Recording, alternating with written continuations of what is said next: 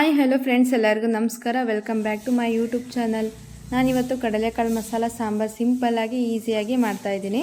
So ಎಲ್ಲೂ skip ಮಾಡದೆ ಕೊನೆವರೆಗೂ ನೋಡಿ, ಲೈಕ್ ಮಾಡಿ, ಕಮೆಂಟ್ ಮಾಡಿ, ಶೇರ್ ಮಾಡಿ, ಹಾಗೆ ಸಬ್ಸ್ಕ್ರೈಬ್ ಮಾಡೋದನ್ನು ಮರಿಬೇಡಿ. ರುಬ್ಬೋದಕ್ಕೆ ಒಂದು ಮಿಕ್ಸಿ ಜಾರ್ ತೊಗೊಂಡಿದ್ದೀನಿ. ಅದಕ್ಕೆ 2 ಬೆಳ್ಳುಳ್ಳಿ ಹಾಗೆ 1 ಇಂಚು ಶುಂಠಿನ ಕಟ್ ಮಾಡಿ ಹಾಕ್ಕೊಳ್ತಾ ಇದ್ದೀನಿ.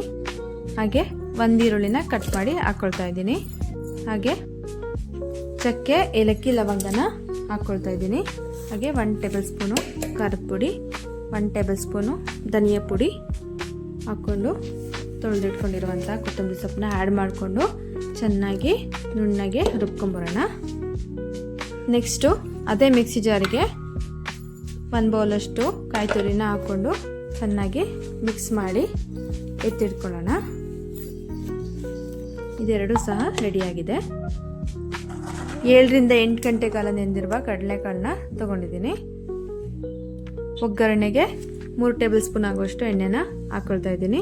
ಹಾಗೆ ಸಣ್ಣದಾಗಿ ಕಟ್ ಮಾಡಿರುವ ಈರುಳ್ಳಿನೂ ಹಾಕ್ಕೊಳ್ತಾ ಇದ್ದೀನಿ. ಹಾಗೆ 1 ಟೊಮೆಟೊನೂ ಸಣ್ಣದಾಗಿ ಕಟ್ ಮಾಡಿ ಹಾಕ್ಕೊಳ್ತಾ ಇದ್ದೀನಿ. ಚೆನ್ನಾಗಿ ಫ್ರೈ ಆದ ತಕ್ಷಣ ಕಡಲೆಕಾಳನ್ನ ಹಾಕ್ಕೊಳ್ತಾ ಇದ್ದೀನಿ. ಇದು ಎಣ್ಣೆಯಲ್ಲೇ ಚೆನ್ನಾಗಿ ಫ್ರೈ ಆಗಬೇಕು.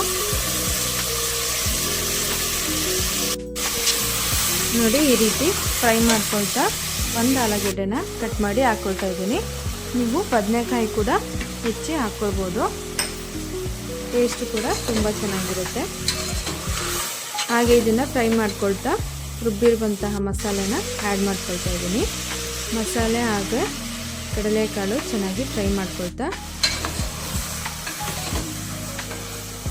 ಮಿಕ್ಸಿ ಜಾರಲ್ಲಿರುವಂತಹ ಮಸಾಲೆಗೆ ಸ್ವಲ್ಪ ನೀರು ಹಾಕಿ ಅದನ್ನು ಸಹ ಆ್ಯಡ್ ಮಾಡ್ಕೊಳ್ತಾ ಇದ್ದೀನಿ. ನೋಡಿ, ಚಳಿಗಾಲ ಹಾಗೆ ಮಳೆಗಾಲದಲ್ಲಿ ಸಾಂಬಾರು ತುಂಬ ಚೆನ್ನಾಗಿರುತ್ತೆ.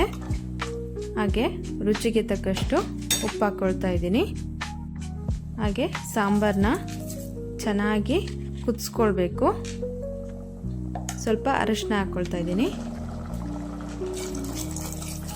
ನೋಡಿ, 1 ಲೋಟದಷ್ಟು ನೀರು ಹಾಕ್ಕೊಳ್ತಾ ಇದ್ದೀನಿ ಕಾಳು ಬೇಯೋದಕ್ಕೆ. ಇವಾಗ ವಿಜಲ್ ಮಾಡಿಸ್ಕೊಂಬರೋಣ. 2 ವಿಜಲ್ ಹೊಡಿಸ್ತಾ ಇದ್ದೀನಿ ನಾನು. ನೋಡಿ, ಗ್ಯಾಸ್ ಎಲ್ಲ ಹೋಗಿ ಓಪನ್ ಮಾಡ್ತಾ ಇದ್ದೀನಿ. ನೋಡಿ ಯಾವ ರೀತಿ ಬಂದಿದೆ ಅಂತ. ಇದಕ್ಕೆ ರುಬ್ಬಿರುವಂತಹ ಕಾಯಿನ ಹಾಕ್ಕೊಳ್ತಾ ಇದ್ದೀನಿ. ನಿಮಗೆ ಎಷ್ಟು ನೀರು ಬೇಕು ಸಾಂಬಾರಿಗೆ ಅಷ್ಟು ಹಾಕ್ಕೊಳ್ಬೋದು. ತುಂಬ ತೆಳ್ಳಗೆ ಮಾಡ್ಕೊಳಕ್ಕೆ ಹೋಗಬೇಡಿ. ಸಾಂಬಾರು ಕುದೀತಾ ಕುದೀತಾ ಸ್ವಲ್ಪ ಗಟ್ಟಿ ಆಗುತ್ತೆ. ಸೊ ಉಪ್ಪು ಖಾರ ಎಲ್ಲ ಕರೆಕ್ಟಾಗಿ ಬಂದಿದೆ ಅಂತ ನೋಡಿಕೊಂಡು ಚೆಕ್ ಮಾಡಿ ಹಾಕ್ಕೊಳ್ಬೋದು.